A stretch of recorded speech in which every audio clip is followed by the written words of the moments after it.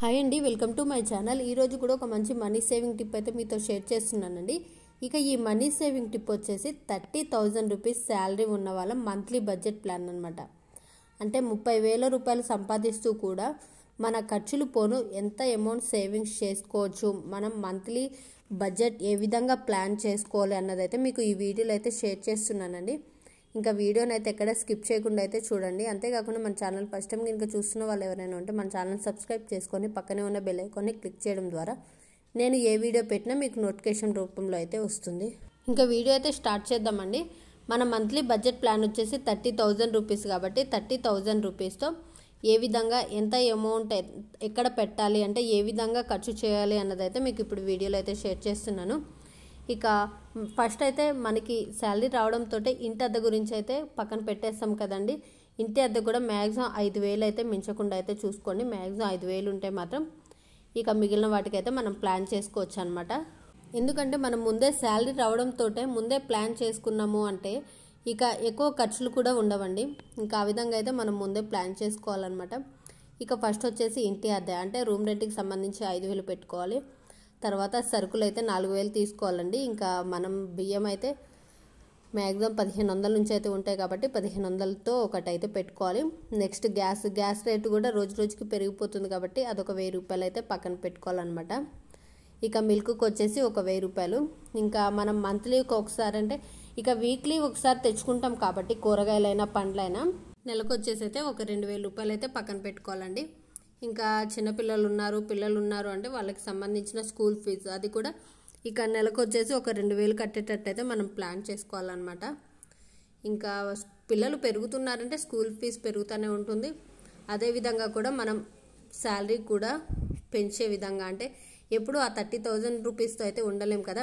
ఇంకా ఆ విధంగా అయితే మనం ప్లాన్ చేసుకోవాల్సి ఉంటుంది.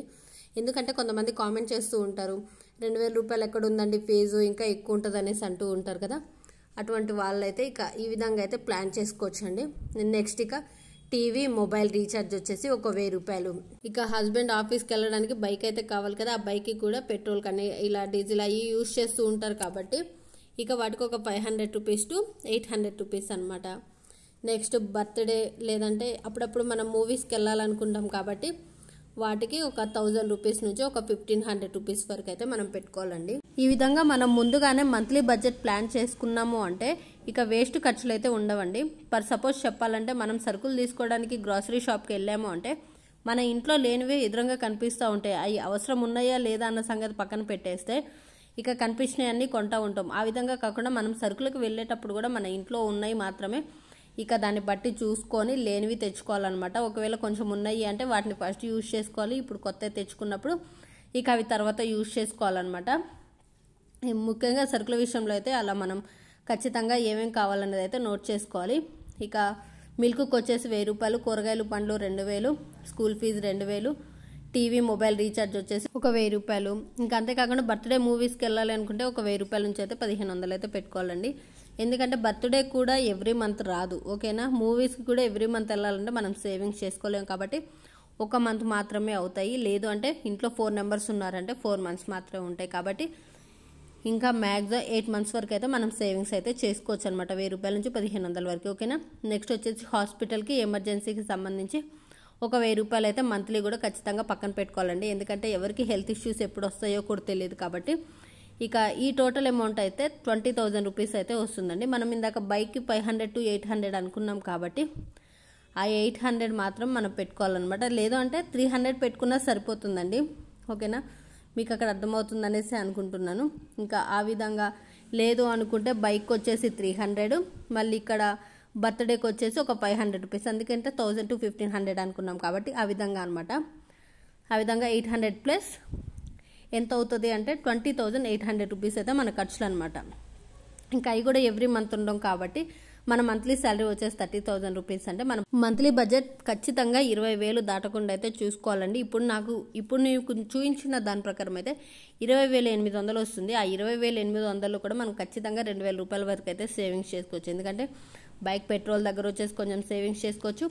బర్త్డే మూవీస్ అవి కూడా ఎవ్రీ మంత్ జరగవు, చేసుకోము కాబట్టి అంటే ఎవ్రీ మంత్ అయితే ఉండవు కదండి. ఆ విధంగా అయితే మనం ఖచ్చితంగా మంత్లీ 18,000 to 20,000 వరకు మాత్రం మన ఖర్చులు ఉంటాయి అన్నమాట. ఇక మంత్లీ సేవింగ్స్ వచ్చేసి వీడియోలో అయితే నేను మంత్లీ సేవింగ్స్ అని పెట్టానండి. అది మంత్లీ మన బడ్జెట్ అనమాట. అంటే 30,000 రూపీస్ శాలరీ వచ్చే వాళ్ళు ఖచ్చితంగా 20,000 రూపీస్ అయితే ఖర్చు చేసుకుంటే అంటే బడ్జెట్ అనమాట అది. ఇక ఆ విధంగా చేసుకున్నామంటే 10,000 రూపీస్ అయితే ఈజీగా అయితే సేవింగ్స్ అనేది అయితే చేసుకోవచ్చు. ఇక పిల్లల స్కూల్ ట్రాన్స్పోర్టేషన్ గురించి కూడా కొంతమందికి అయితే డౌట్ ఉంటుంది.